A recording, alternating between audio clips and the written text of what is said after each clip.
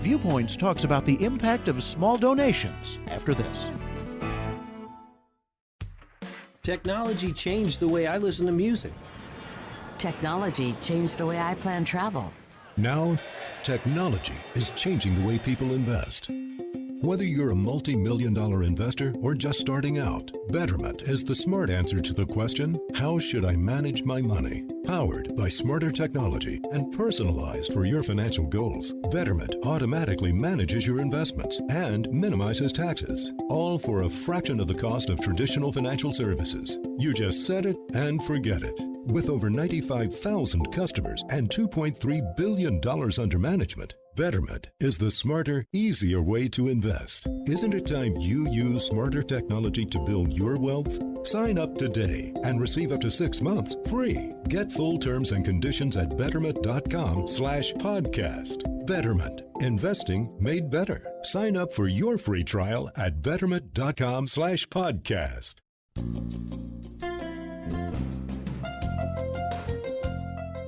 It's summer, and that's the time for many charitable organizations to schedule 3K, 5K, and longer runs for their causes.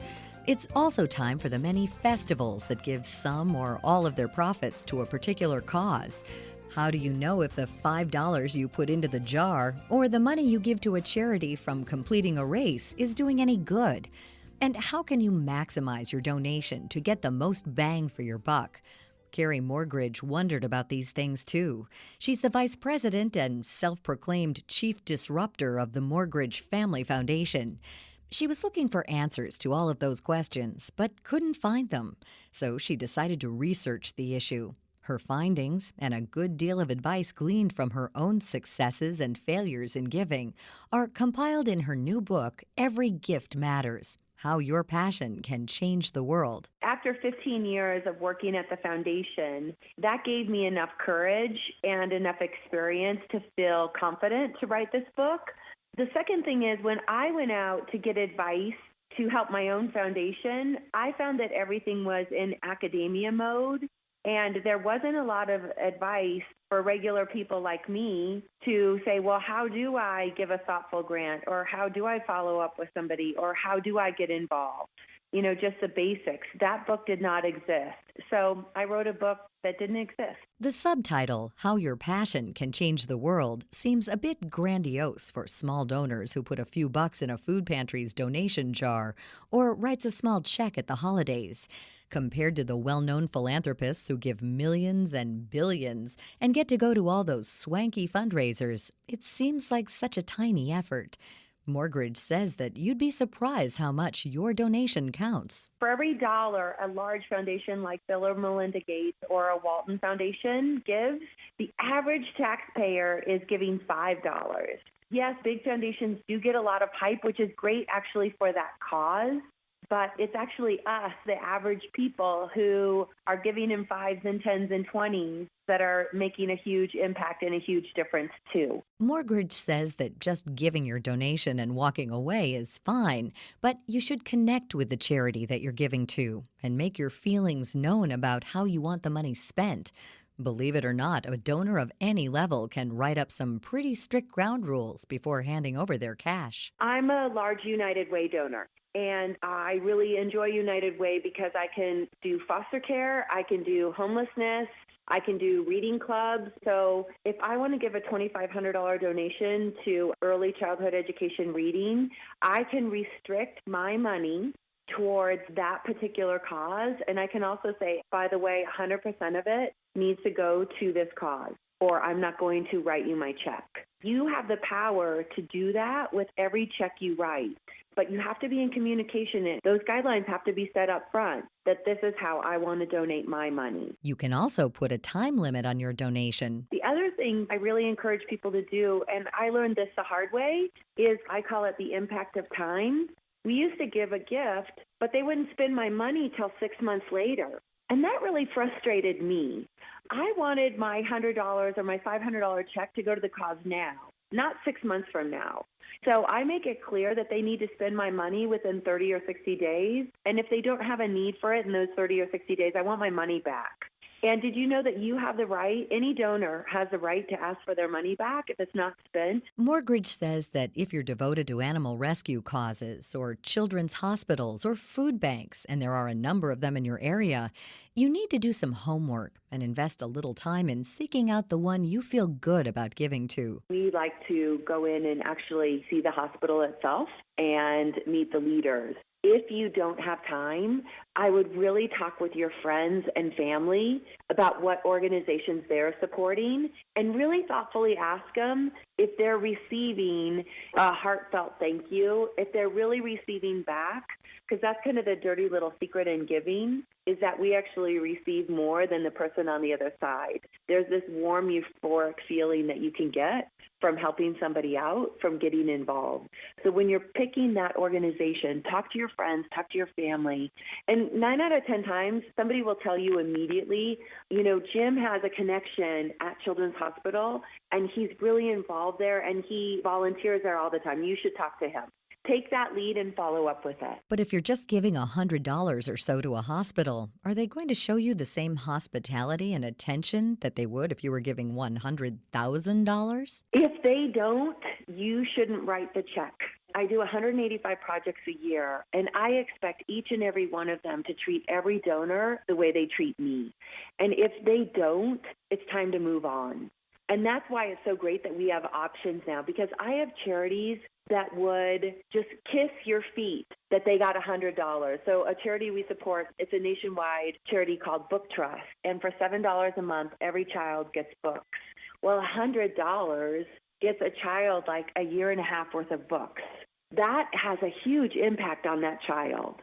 So they would kiss your feet because that $100 would go so far. In addition to asking friends and visiting the charity, Morgridge says that you should investigate their financial statements to make sure they're using your donation and those of other givers efficiently and honestly. I like to go online, look up the charity. I like to read some articles about them. I like to read the articles about their CEO or their CFO or their board.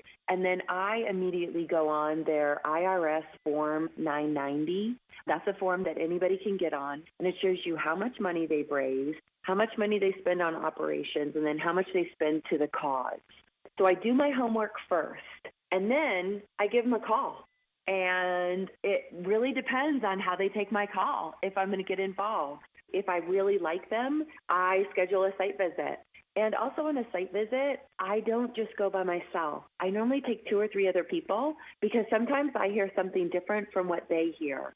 If it's a really great cause that I want to get involved with, but it could be the wrong fit, then I just quickly move on. There's a lot an individual can do to make sure that their donation goes as far as possible.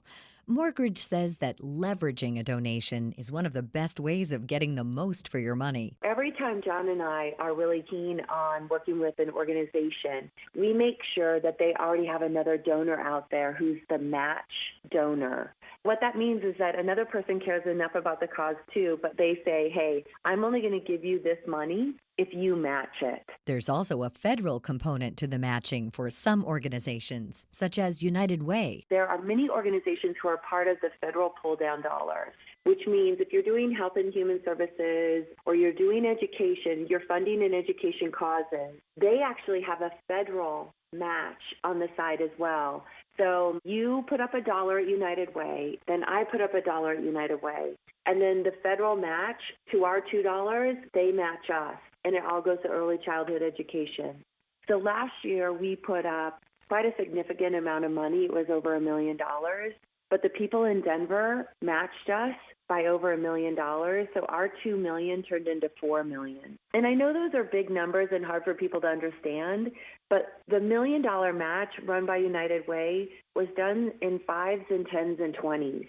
So that every single person in Denver had an opportunity to make their dollar $4. Some charities are still fundraising the same way they did decades ago. Morgridge says that she likes to work with organizations that think outside the box. She calls it transformative thinking, and she has an example of how one young man used it to raise quite a bit of money for his favorite cause. He's an 8-year-old boy who decided to get involved, and he ended up having a pen pal with World Vision. And Kylan went to Africa and actually finally met his pen pal. My husband and I helped him get there with his mom. When he came back, he was so excited. He did a speech at his school, and he signed up all the kids for a penny drive. In the penny drive, in a couple of months' time, they raised $981 in pennies. And then World Vision matched it. So his pen pal, Harana, now has a well in Uganda.